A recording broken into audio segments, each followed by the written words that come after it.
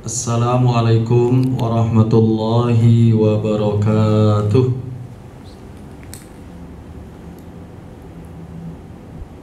Bapak-bapak, ibu-ibu, dan anak-anakku sekalian, Bapak yang Bapak hormati, Alhamdulillah, Alhamdulillah Rabbil Alamin. Wassalatu wassalamu ala imamil muttaqin wa qaidil mujahidin Sayyidina Muhammadin Nabiyil Amin wa ala alihi wa ashabihi wa man sara fi nahjihi ila yaumiddin. Asyhadu an la ilaha illallah wahdahu la syarikalah wa asyhadu anna Muhammadan abduhu wa rasuluhu la nabiyya ba'da. Usikum wa nafsi bitaqwallah faqad fazal muttaqun. Bapak-bapak, ibu-ibu, saudara-saudara hadirin dan anak-anakku yang Bapak sayangi, alhamdulillah, sekalipun pada kondisi pandemi COVID-19, tapi kita masih bisa bertemu walaupun via daring, ya, tidak bertatap muka. Dan pada event dan saat ini yang memang baru saja kita memperingati hari tanggal 1 Muharram, yaitu tahun baru Hijriah, Bapak ingin sampaikan berkenaan dengan hijrah ini adalah tema semangat berhijrah untuk menggapai pertolongan dari Allah Subhanahu wa Ta'ala. Jadi temanya adalah bersemangat berhijrah untuk memperoleh, untuk menggapai, untuk mendapatkan pertolongan dari Allah Subhanahu wa Ta'ala. Baik pertolongan Allah di dunia ini, dan insya Allah pertolongan juga nanti kita akan peroleh di akhirat ketika kita melaksanakan hijrah. Nah, hijrah itu sendiri diambil dari kata hajara, artinya berpindah. Jadi kalau kita pergi katakanlah di pagi hari dari rumah ke sekolah, itu kalau menurut bahasa artinya itu hijrah, jadi berpindah. Atau mungkin saudara-saudara kita atau sebagian saudara kita dari kampung, ya, dari daerah-daerah yang jauh dari sana, kemudian katakanlah pergi ke Bekasi dan malah tinggal di Bekasi. Nah, itu juga hijrah, ya, walaupun dengan alasan entah mencari pekerjaan, entah mencari nafkah, mencari rizki, atau mungkin juga usaha-usaha lain sehingga meninggalkan tempat kelahirannya, pindah ke tempat yang baru, itu namanya hijrah. Seperti juga yang pernah dilakukan oleh Rasulullah SAW. Seperti anak-anak ketahui, bapak-bapak ketahui, Rasulullah bersama para sahabat yaitu berpindah dari Mekah ke kota Madinah. Itu namanya hijrah. Nah, orang-orang yang berhijrah itu Rasulullah dan para sahabat di dalam Quran disebut dengan para muhajirin, atau boleh disebut dengan muhajirun. Kemudian orang-orang Madinah yang menerima kedatangan mereka disebut dengan orang-orang Ansor, artinya orang-orang yang menolong, orang yang memberikan pertolongan kepada Rasulullah dan para sahabat. Kenapa? Karena Rasulullah dan sahabat tentu awal datang tidak punya tempat tinggal, ya, tidak punya pekerjaan dan lain sebagainya. Alhamdulillah ditolong, dibantu oleh orang-orang Ansor, yaitu penduduk asli Madinah. Akhirnya mereka punya rumah, punya tempat tinggal, dapat pekerjaan, ya, ada yang berdagang, berbisnis, atau pekerjaan-pekerjaan lain, karena diantaranya mendapatkan pertolongan mereka. Dan itu sudah dikisahkan di banyak cerita, umpamanya sahabat Abdurrahman bin Auf, ya, Abdurrahman bin Auf, sampai diabadikan oleh Allah di dalam Al-Quran, walladzina yu'thiruna ala anfusihim walau kanu bihim khasasah walam yuqashuhan nafsi faulaika humul muflihun. Jadi orang-orang Madinah yang sudah lebih dahulu mereka itu beriman, ya, kepada Allah Subhanahu wa Ta'ala, mereka menerima kedatangan orang-orang muhajirin, orang-orang yang berhijrah tadi, dan mereka memberikan pertolongan, bantuan, ya, sekalipun sesungguhnya mereka juga membutuhkan, tetapi mereka lebih mengutamakan saudara mereka sendiri. Wa yu'thiruna ala anfusihim, mereka lebih mengutamakan saudaranya sendiri. Dan mereka itulah orang-orang yang terhindar dari perbuatan bakhil, perbuatan pelit, dan mereka itulah orang-orang yang beruntung, orang-orang yang berbahagia. Al-Kisah Abdurrahman bin Auf ya diterima oleh salah seorang sahabat Ansor. Wahai Abdurrahman, aku termasuk salah seorang terkaya di kota Madinah ini, dan aku pun memiliki beberapa istri. Lalu dia katakan, kalau memang engkau mau wahai Abdurrahman, hartaku akan aku bagi dua, dan istriku pun ya, yaitu silahkan mana yang menurut kamu cocok buat kamu. Karena waktu itu Abdurrahman bin Auf belum menikah, jadi masih lajang ya, mau diberikan istrinya setelah diceraikan. Tapi Abdurrahman pun enggak mata duitan ya. Lalu dia pun mengatakan bahwa cukuplah tunjukkan aku yaitu di mana pasar, karena beliau belum tahu seluk-beluk lingkungan di kota Madinah yang waktu itu nama Madinah itu adalah masih namanya Yathrib. Rasulullah ganti menjadi Al-Madinatul Munawwarah, kota yang diberikan cahaya oleh Allah Subhanahu wa taala karena kedatangan Islam. Jadi Abdurrahman bin Auf pun ya cukup minta ditunjuki mana pasar, dan akhirnya ditunjuki oleh sahabatnya ini, dan akhirnya beliau memang berbisnis di pasar itu ya, yaitu dari modal kecil sampai beberapa bulan berikutnya beliau pun menjadi orang yang berkecukupan ya, yaitu tanpa dibantu secara materi oleh saudara mereka yaitu orang-orang Ansor. Begitulah kisah di antara para sahabat ya, bagaimana kedekatan antara satu dengan yang lain, bagaimana tolong menolong sesama mereka, karena tolong menolong dan persaudaraan ini merupakan buah daripada al-iman billah, yaitu beriman kepada Allah Subhanahu wa taala. Anak-anakku yang berbahagia, bahwa hijrah dalam Islam ini dibagi dua ya. Jadi hijrah ini dibagi dua, berpindah ini dibagi dua. Pertama, hijrah dalam artian hissiyah atau jasadiyah, artinya berpindah fisik, secara fisik ya, berpindah secara fisik jasad. Kemudian yang satu lagi adalah hijrah dalam artian ruhiyah, moralitas ya, berpindah secara moralitas. Nah, berpindah secara hissiyah atau jasadiyah ya, berpindah secara fisik ini Rasulullah mengatakan yaitu la hijrata ba'da fathi Makkah. Jadi tidak lagi ada hijrah setelah Futuh Mekah ya, illa an-niyah, kecuali yang ada adalah niat. Wa idastanfartum fanfiru. Tapi kata Rasulullah, apabila kalian dimobilisasi, kalian diajak ya untuk berjihad di jalan Allah, maka segeralah kalian pergi.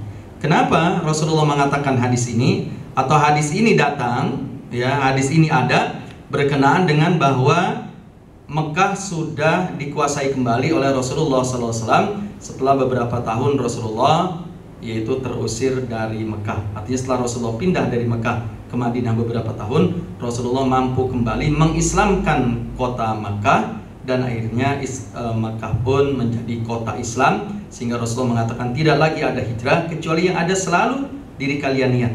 Nah, dari hadis ini bahwa hijrah itu, hijrah dalam artian fisik atau hissiyah tadi, jasadiyah, sifatnya tidak terus menerus. Jadi dia itu temporal sifatnya. Jadi dia sifatnya bagaimana kondisi dan keadaan.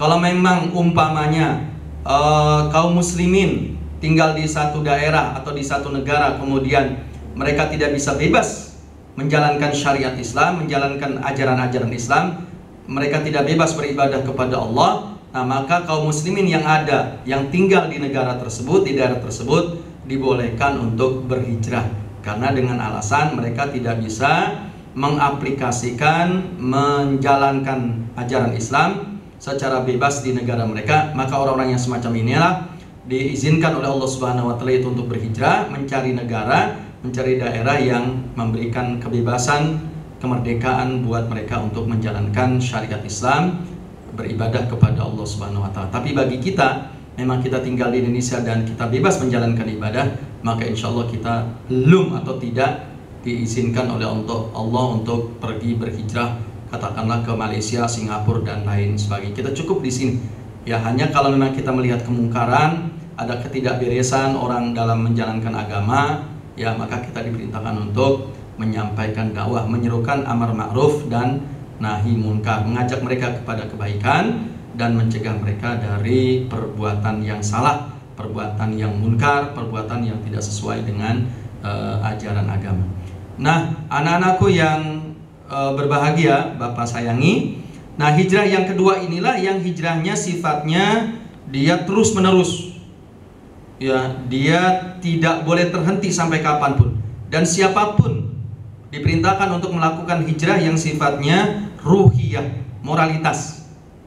Ya, di dalam sebuah hadis Rasulullah SAW mengatakan bahwa al-muhajiru man hajara ma nahallahu anhu.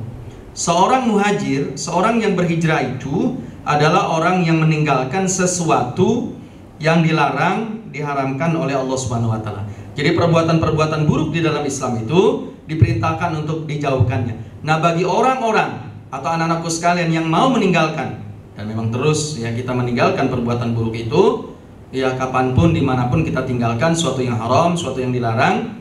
Nah, maka ketika kita meninggalkan suatu yang dilarang itu, insya Allah itulah termasuk para muhajirun, para muhajirin, orang-orang yang berhijrah.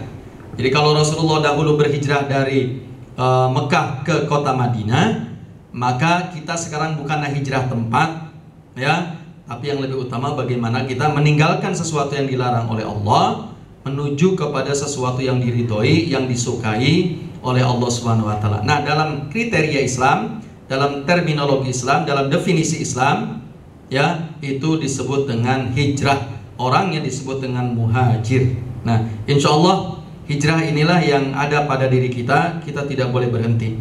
Nah, kalau kita menguraikan kata-kata hijrah yang kedua, yaitu hijrah ruhiyah, hijrah moralitas, umpamanya hijrah dari kafir kepada iman, dari tidak percaya kepada Allah akhirnya percaya kepada Allah, ya, tidak yakin adanya hari akhirat, sehingga setelah dia paham, dia sekolah, dia belajar, dia mengaji dan sebagainya, lalu dia tahu bahwa dia pun yang tadinya kafir, tidak percaya, lalu dia beriman, dia percaya kepada Allah, percaya kepada adanya hari akhir, percaya kepada ada hal-hal yang gaib dan lain sebagainya. Nah, ini juga termasuk kita disebut dengan muhajir, yaitu orang yang berpindah, berhijrah karena Allah. Ya, orang yang berhijrah karena Allah. Yang kedua adalah hijrah minasyirki ila tauhid, yaitu hijrah dari melakukan perbuatan-perbuatan syirik, menyekutukan Allah, ya, menduakan Allah, yaitu menuju kepada hal-hal yang tauhid, yaitu mengesahkan Allah Subhanahu wa taala.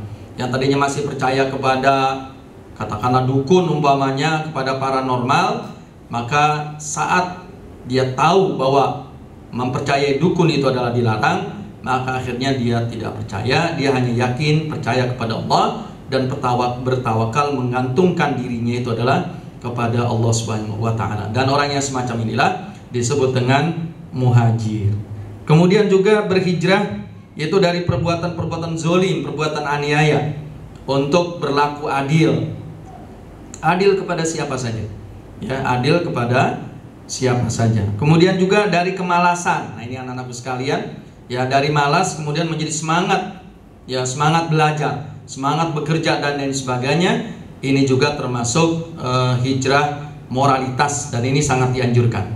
Kemudian lagi hijrah minal jahli ilal ilmi, ya, berhijrah atau pindah dari kebodohan menuju kepada ilmu. Artinya dari malas belajar, tidak semangat belajar, lalu bagaimana dia mengharapkan menjadi orang yang alim, menjadi orang yang berilmu, dan dia belajar tekun, ya, mendalami ilmu sampai dia menjadi orang yang berilmu, ya. Kemudian juga hijrah dari perilaku-perilaku yang tidak baik, perilaku-perilaku yang dilarang oleh Allah dan Rasulnya, yaitu menuju kepada perilaku dan perbuatan yang diridhoi dan disenangi oleh Allah Subhanahu wa taala. Jadi kesimpulannya bahwa hijrah itu dari hal-hal yang negatif menuju kepada hal-hal yang positif. Nah, itulah yang disebut dengan hijrah. Jadi apa saja hal-hal yang negatif dijauhkannya, kemudian ia melaksanakan dengan semangat apa-apa yang positif, hal-hal yang baik. Nah, itulah yang disebut dengan hijrah ruhiyah, hijrah moralitas. Dan hijrah inilah yang tidak boleh terhenti kita sampai hayat di kandung badan. Lalu apa-apa saja ya pertolongan Allah yang Allah akan berikan kepada orang-orang yang berhijrah, di dalam Al-Quran sudah disebutkan oleh Allah, ya, karena ini waktunya mungkin agak terbatas, ya, sehingga Bapak menyampaikannya, Mister menyampaikannya tidak terlalu detail untuk ayat-ayatnya. Nanti di sekolah insya Allah akan didalaminya. Yang pertama adalah orang yang berhijrah akan memperoleh islahul amal. Dia akan memperoleh kebaikan-kebaikan amal. Jadi Allah Subhanahu wa taala akan merekayasa orang-orang yang berusaha untuk berhijrah menuju kepada kebaikan. Allah akan merekayasa, Allah akan buat orang itu menjadi orang-orang baik. Kemudian yang kedua adalah kemenangan yang besar, kemenangan yang agung yang akan diperoleh bagi orang-orang yang mau berhijrah. Itu sudah dijanjikan oleh Allah dalam surah At-Taubah ya ayat 20. Allah mengatakan walladzina amanu wa hajaru. Adapun orang-orang yang beriman dan akan berhijrah, ya orang-orang yang beriman dan berhijrah, Allah katakan wa ulaika humul faizun. Mereka itulah orang-orang yang memperoleh kesuksesan, orang-orang yang memperoleh kemenangan. Jadi anak-anakku sekalian, ya kalau kita ingin, ya dan memang bukan ingin, ya memang harus, ya kita menjadi orang yang sukses, itu diantaranya adalah dengan berhijrah tadi, ya meninggalkan hal-hal yang negatif menuju kepada perbuatan-perbuatan yang positif. Kemudian berikutnya adalah keluar dari muskilah, keluar dari problem-problem ya yang melilit kehidupan kita. Ya, dengan berhijrah ini maka Allah Subhanahu wa taala memberikan solusi, memberikan jalan keluar, memberikan penyelesaian terhadap problem-problem yang kita hadapi. Ya, Allah berikan jalan keluar sehingga kita keluar dari problematika yang kita hadapi. Di dua ayat Allah berfirman, yaitu wa may yattaqillaha yaj'al lahu makhraja wa yarzuqhu min haitsu la yahtasib. Siapa orang yang bertakwa ya kepada Allah, Allah akan berikan jalan keluar terhadap masalah yang dihadapinya. Kemudian Allah berikan rizki dari arah yang tidak diduga-duganya. Kemudian yang keempat adalah al barokah minas sama'i wal ardh. Tentu keberkahan. Berkah itu artinya tambahan yang Allah Subhanahu wa taala berikan bagi orang-orang yang berhijrah. Kemudian yang terakhir, nanti insya Allah janji Allah adalah masuk ke surga, dan ke surganya lebih awal. Orang-orang yang berhijrah dibandingkan dengan yang lain masuk ke surganya lebih awal. Malah disebutkan di dalam sebuah hadis Rasulullah Shallallahu Alaihi Wasallam mengatakan bahwa orang-orang yang berhijrah itu nanti masuk ke dalam surganya lebih dahulu, ya, yaitu selama 40 tahun sebelum orang-orang lain masuk ke dalam surga. Nah, inilah di antara fadilah, keutamaan, ya, kemudian juga perolehan yang akan didapatkan bagi orang-orang yang terus-menerus semangat hijrah, bukan hanya pada bulan Muharram saja, tapi terus sepanjang masa dia pun selalu berhijrah. Jadi hijrah intinya yaitu meninggalkan perbuatan-perbuatan yang dilarang oleh Allah menuju kepada perbuatan-perbuatan yang diridhoi oleh Allah Subhanahu wa taala. Tentu banyak kebaikan yang akan didapatkannya bagi orang-orang yang berhijrah, baik hidup di dunia ini dan insya Allah nanti hidup di akhirat. Jadi kalau kita ingin sukses, maka hendaklah kita selalu berhijrah. Hijrah dari kebodohan menuju kepada ilmu, hijrah dari kepada kemalasan yaitu menuju kepada semangat, ya, semangat bekerja, semangat thalabul ilmi, semangat menuntut ilmu, meninggalkan perilaku dan akhlak yang buruk menuju kepada perilaku-perilaku yang baik. Ya. Akhirnya billahi taufiq wal hidayah, wal afu minkum, wassalamualaikum warahmatullahi wabarakatuh.